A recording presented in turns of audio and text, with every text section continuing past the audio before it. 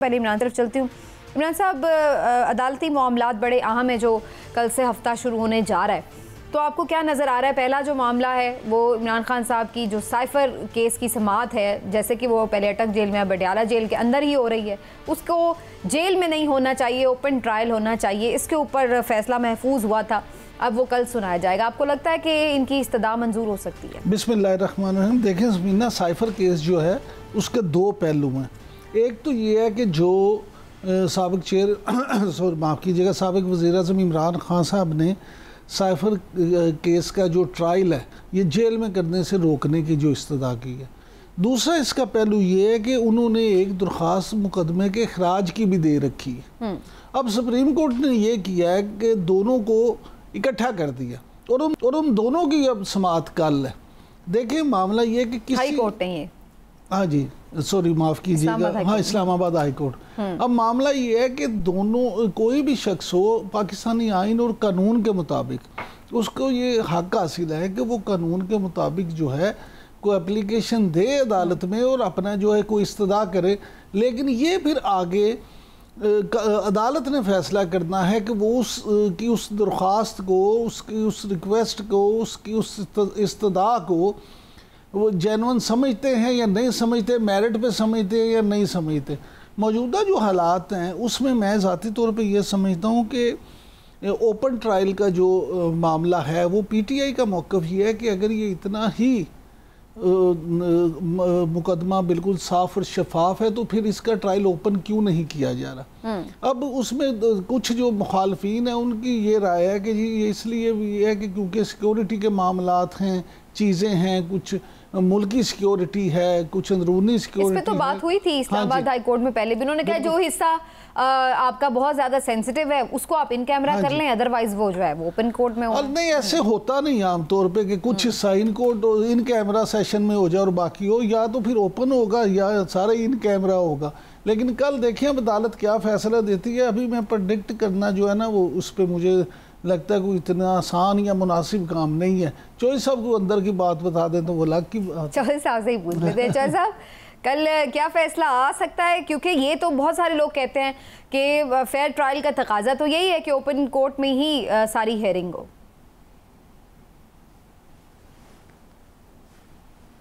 हाँ देखिए समीना, इसमें इमरान साहब ने तो साढ़े तो सुटती है।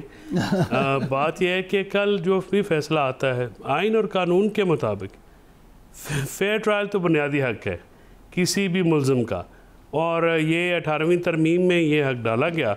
Due process, fair trial, open hearing, ये वो बुनियादें हैं जिससे किसी भी मुकदमे की शफाफियत के ऊपर जो है वो यकीन किया जा सकता है। हम इस प्रोग्राम में पहले भी डिस्कस कर चुके हैं कि जेल की बुलंदोबांग दीवारों के पीछे होने वाले ट्रायल्स जो हैं वो चाहे जितने भी शफाफ हों, उनकी शफाफियत को कोई तस्लीम नहीं करेगा। तो शफाफियत के लिए आप इतना बड़ा जो मुकदमा चला रहे हैं, ज़ाहिर है उसमें जो एक्यूज़ हैं वो साबिक वज़ीर-ए-आज़म हैं, एक साबिक वज़ीर ख़ारजा हैं। इनको अगर आप इस तरह से ट्रायल करेंगे, जेल ट्रायल करेंगे, तो फिर उस पर तो बहुत ज़्यादा सवालात और उंगलियाँ तो उठेंगी, और उसकी सज़ा अगर आप देते हैं तो फिर उसको कौन मानेगा? ज़ाहिर कोई भी नहीं मानेगा। जहाँ तक साइफर का मामला ये है, जो इस्तिस्ना वाली जो बात है जो साहब 248 पे क्या फैसला करती है सिक्योरिटी 248 का जो एक मामला है जिसके तहत इस्तिस्ना की दरख्वास्त अब दायर की गई है कि जी केस ही ख़त्म किया जाए क्योंकि इस्तिस्ना, ये आर्टिकल को थोड़ा एक्सप्लेन करें हमारे व्यूअर्स के लिए कि ये किस तरह वज़ीर आज़म को इस्तिस्ना देता है।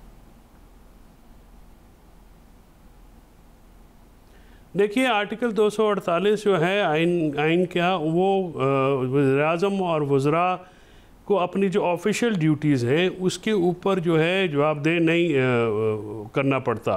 यानी इस तरह से ये प्रोटेक्शन दी गई है आइन में और कानून में भी है कि अगर आप अपने ऑफिशियल फंक्शंस करेंगे तो उनके ख़िलाफ़, आप पे ख़िलाफ़ वो फिर मामलात अदालत में नहीं जाएंगे, क्योंकि पॉलिटिकल मुखासमत होती है, सियासी, कभी एक पार्टी हुकूमत में होती है, कभी दूसरी पार्टी ऐसी हुकूमत में होती है, तो उसमें जो है फिर ये एक उनको कवर, लीगल कवर दिया गया है कि आप अपने ऑफिशियल मामलात में जो भी मामला करेंगे तो उसके लिए आपको इस्तिस्ना हासिल होगा और ये जो गवर्नर्स और प्रेसिडेंट हैं, आपको याद होगा आसिफ जरदारी साहब सदर बने थे तो उनके खिलाफ मुकदमात रुक गए थे जी। तो वो उनके खिलाफ तो मुकदमात फौजदारी मुकदमात वैसे नहीं चल सकते। लेकिन तो ये कोई अच्छी हिकमत अमली है कि अगर वो एक फेयर ट्रायल पे यकीन रखते हैं तो इमरान साहब इस इस्तिस्ना के पीछे छुपने की क्या जरूरत है, उसको फेस करें। ये तो वैसे ही उनका मौक़िफ़ है कि इस केस में तो कुछ है ही नहीं। अच्छा समीना, इसमें बड़ी इंटरेस्टिंग बात ये है कि एक तो ये जो मौजूदा मौक़िफ़ है ये तो है, माजी में खुद इमरान खान साहब कई दफ़ा ये बात कह चुके हैं कि इस्तिस्ना होना ही नहीं चाहिए।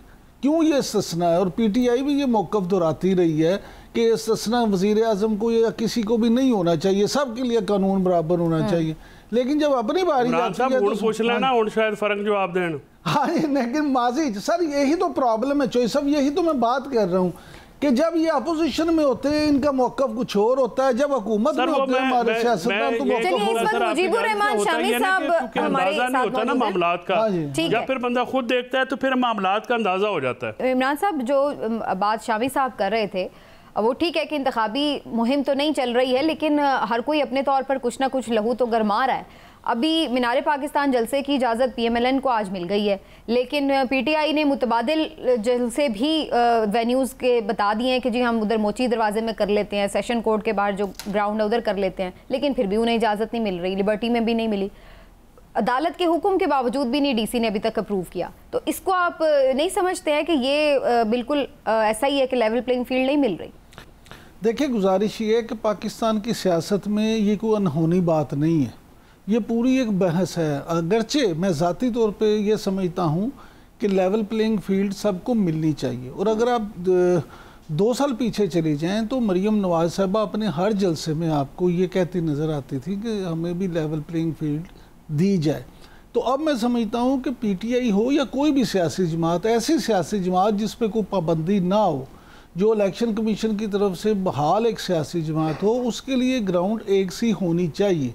अलबत्ता फिर मैं आपसे ये कहूँगा कि आप वो ज़रूर उसमें फ़र्क रखें कि जो लोग 9 मई के वाक़यात में हैं या कोई ऐसे वाक़यात, वो तो पकड़े हुए हैं ना, बस जो बाहर हैं वो तो आ सकते हैं जलसे में कि नहीं। गुजारिश ये है कि उनके आने पे तो कोई पाबंदी नहीं है, लेकिन वो तो खान साहब सियासी जमात तो नहीं है, वो तो कुछ अफराद हैं जो पकड़े गए। हाँ जी, लेकिन वो उनका ताल्लुक तो उसी सियासी जमात से था ना चोई साहब, इसीलिए उस पर ये कहा जा रहा है ना मैनेजमेंट की तरफ से या एडमिनिस्ट्रेशन की तरफ से, तो यही कहा जा रहा है। लिबर्टी के बारे में भी उन्होंने यही कहा कि क्योंकि यहाँ से जुलूस वो गया था और वहाँ पे वो ऐसी जगह है तो हम वहाँ से वो नहीं कर सकते। नहीं तो फिर उसका तो एक आसान हल है ना चौधरी साहब, अगर ऐसे ही है तो फिर एक ही दफ़ा पाबंदी लगा दें, कोई ले आए कि भाई ये दहशतगर्द तंजीम में डिक्लेयर कर दें और पाबंदी लगा दें, ताकि वो फिर ये बीच में से कज़िया ही ख़त्म हो। इस तरह तो ये एक बड़ा भाम है कि वो है कोई पाबंदी भी नहीं है लेकिन इजाज़त भी नहीं है, ये क्या मामला है? नहीं, अभाम तो कोई नहीं है, बिल्कुल पाबंदी है। कौन सा अभाम है इसमें? PTI की सियासी सरगर्मियों पे बिल्कुल एक सख्ती से जो है उन पे कदगन लगी हुई है। इसमें किसी किस्म का कोई अभाम किसी को है तो पता नहीं, मुझे तो नहीं नज़र आता। कोई लेवल प्लेइंग फील्ड नहीं है, कोई अपना इक्वल ट्रीटमेंट नहीं है। पीपल्स पार्टी जैसी जमात जो है वो शिकायत करती फिर रही है, तो बाकी तो आप छोड़ दें। तो ऐसी जो सूरत हाल है उसमें तो एक ही जमात नज़र आती है जिसको पूरी तरह से फैसिलिटेट जो है वो किया जा रहा है अपना इलेक्शन लड़ने के लिए। और वो जो हैं वो जो मरीम नवाज़ लेवल प्लेइंग फील्ड नहीं मांग रही थी, वो तो डील मांग रही थी, जो कि उनको जो है वो उनके बकौल राना सरोल्ला साहब के और ख्वाजा आसिफ के वो डील हुई, फिर डील उनको मिली, तो वो डील तो करके आ रहे हैं। उनका तो ये एक जो PTI है उसमें तो किसी किस्म की मुझे तो ऐसी नरमी नज़र नहीं आ रही। तो इलेक्शन जब बाकियों के लिए जो है वो अभी ग्राउंड अवेलेबल है, तो एक जमात के लिए कहा जा रहा है कि जी अभी क्योंकि इलेक्शन का माहौल नहीं हुआ तो वो नेट प्रैक्टिस ही करती रहे और दूसरे सारे मैच भी खेली जा रहे हैं। तो ऐसी सूरत हाल में कौन फिर इस सारे प्रोसेस पे यकीन करेगा या इस पे एतमाद करेगा? ये तो मुनसिफाना, गैर मुनसिफाना और गैर ईमानदाराना, गैर शफाफ इलेक्शनों की बुनियाद रखी जा रही है। ठीक हो गया। अच्छा जी, MQM की तरफ से भी जो है आज बड़ी इंटरेस्टिंग बातें की गई हैं और वो कह रहे हैं कि हमें अब कोई डिक्टेट नहीं करवा सकता फैसले, और अब फैसले जो है वो पाकिस्तान में होंगे, हमें कोई बाहर से नहीं डिक्टेट करवा सकता। तो ये इशारा जो था वो बानी MQM की तरफ है, मुस्तफ़ा कमाल साहब का इशारा। क्या पिद्दी का शोरबा। देखिए बात ये है सबीना, सीधी सी बात है, मुस्तफ़ा कमाल जो हैं वो आपको पता है कि वो बहुत पहले ही उनको छोड़ चुके थे और उसके बाद बानी MQM की बात हाँ मैं बानी MQM की बात कर रही हूँ, उनको छोड़ चुके थे। और उसके बाद ये उन्होंने जब अपनी जमात भी बनाई, अब तो दोबारा वो जो है MQM में जम हो चुके हैं। तो MQM बाकी पहले वो जब उन्होंने अलग जमात भी बना ली थी तो वो उनका ज़ाती तौर पे इख्तलाफ यही था कि वो बानी MQM की सियासत के साथ नहीं चल सके। तो मैं ये समझता हूँ कि ये बात ठीक है। अब MQM की जो सियासत है, MQM पाकिस्तान की जो बात हम करते हैं, उसमें उस तरह से बानी MQM की जो इंटरफेरेंस वो नहीं है। पहले उनकी एक कॉल पे जिस तरह से फैसले होते थे अब उस तरह से नहीं है।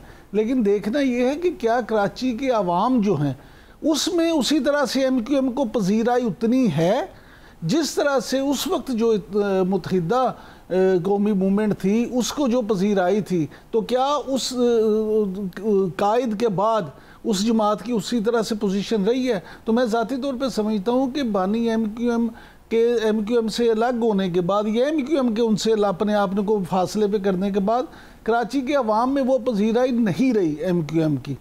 उसी तरह से जो अगर आप इसको सेम देखें PTI के साथ, तो PTI का भी ये मामला है कि वही बात है कि क्योंकि यहाँ शख्सियत परस्ती की सियासत होती है। तो अगर इमरान खान साहब तो फिलहाल चेयरमैन PTI हैं और अभी तक तो नहीं ओहदे सटे, जब होंगे तो फिर हम इसको जरूर इनके साथ कंपैरिजन मैं ये नहीं कह रहा, मैं सिर्फ बात ये कर रहा हूँ कि वो भी उसी तरह से अगर वो कोई भी जमात है उसका यही मामला। लेकिन यहाँ पर चौधरी साहब, क्या MQM का इशारा सिर्फ उधर लंदन है या कहीं और भी है कि हम डिक्टेशन नहीं लेंगे? जिस इशारे की आप बात, चौधरी साहब एक सेकंड, चौधरी साहब मारते रहते हैं, चौधरी साहब वो वाला इशारा तो मुस्तफा कमाल साहब लेना चाहते हैं। सबीना जानबूझ के शरारतें करती हैं, आप अपनी बात कंटिन्यू करें। वो उधर से तो डिक्टेट होना चाहते हैं और होंगे। इनका MQM वाले ये जो डायलॉग मारते हैं मुझे समझ में नहीं आती ये किस तरह मारते हैं। देखिए ये MQM की जो जैसे बाकी सब सारा मामला है उसमें किसी को ढकी छुपी है बात। ये मतलब ये एक आई थिंक नैरेटिव पे कब्जा करने की कोशिश कर रहे हैं, लेकिन उनका नैरेटिव नहीं बिकना